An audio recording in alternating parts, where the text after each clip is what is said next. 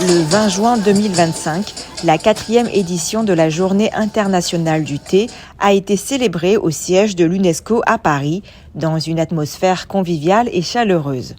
Un événement culturel co-organisé par l'Association de la communauté UNESCO, l'Association des compatriotes du Zhejiang et le Centre franco-chinois d'échanges culturels et artistiques.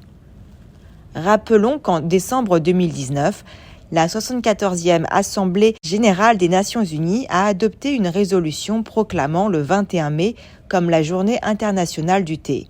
Puis, en novembre 2022, lors de la 17e session ordinaire du Comité intergouvernemental de l'UNESCO pour la sauvegarde du patrimoine culturel immatériel, tenue à Rabat au Maroc, les savoir-faire traditionnels chinois de la fabrication du thé et les coutumes associées ont été inscrits sur la liste représentative du patrimoine culturel immatériel de l'humanité.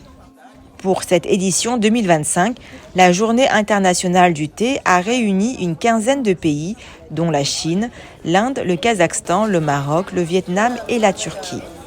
L'événement a débuté par une démonstration magistrale de l'art du thé chinois, accompagnée des douces mélodies du guzheng, un instrument traditionnel chinois.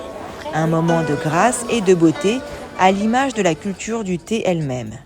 Dans son discours d'ouverture, Marietta Bantchev, présidente de l'association de la communauté UNESCO, a exprimé sa joie de voir autant de participants réunis pour cette célébration. Elle a rappelé que le thé est bien plus qu'une boisson, il incarne un patrimoine vivant, spécifique à chaque pays producteur, avec ses rituels et ses traditions. Pour elle, le thé est avant tout une culture partagée qui traverse les frontières et les générations. Chu Xing, directeur général adjoint de l'UNESCO, évoquant le pouvoir fédérateur du thé, a partagé son expérience personnelle en évoquant sa ville natale, Chengdu, où les salons de thé sont des lieux de rencontre et d'échange. Selon lui, le thé est un outil de communication et un moyen de renforcer les liens humains. L'ambassadrice du Sri Lanka, fière de l'histoire de l'industrie du thé dans son pays, a mis en avant l'engagement sri-lankais en matière de production de thé de qualité tout en respectant l'environnement.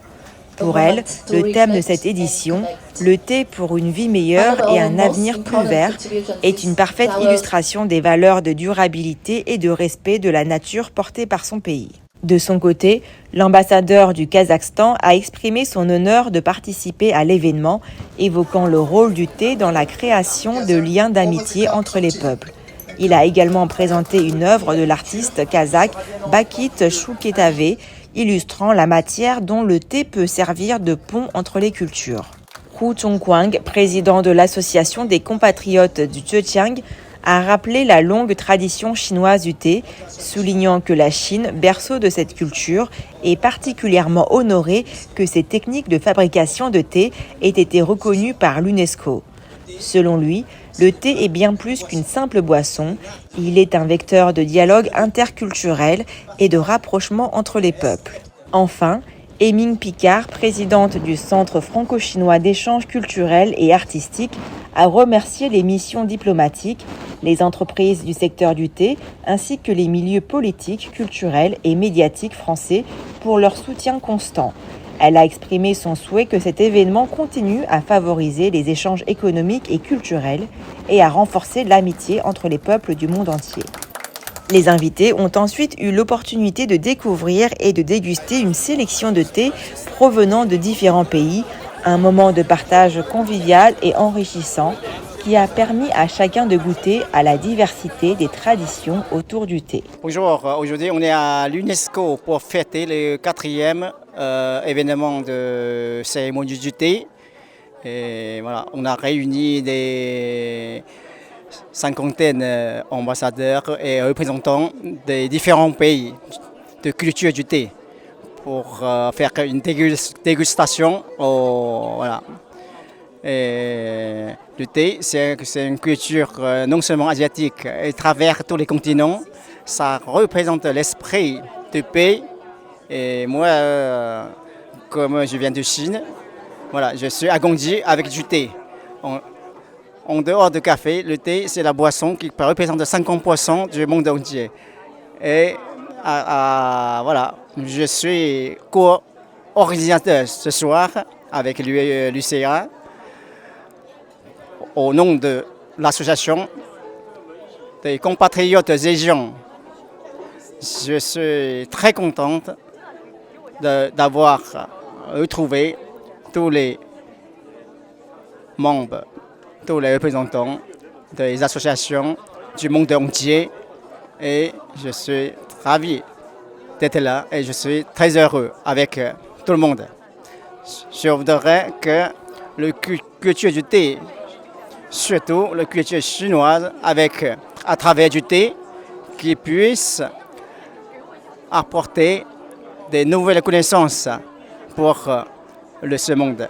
Le thé, c'est associé pour moi à la culture chinoise et plus généralement à la culture orientale pour beaucoup.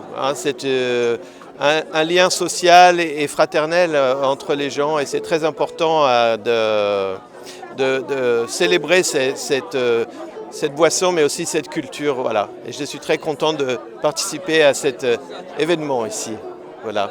C'est génial de pouvoir avoir l'occasion de venir à un événement de l'UNESCO et qui à chaque fois met en avant un aspect culturel très précis et de réunir comme ça autant de personnes toute une diaspora de pays et de cultures différentes autour d'un même thème qui les unit.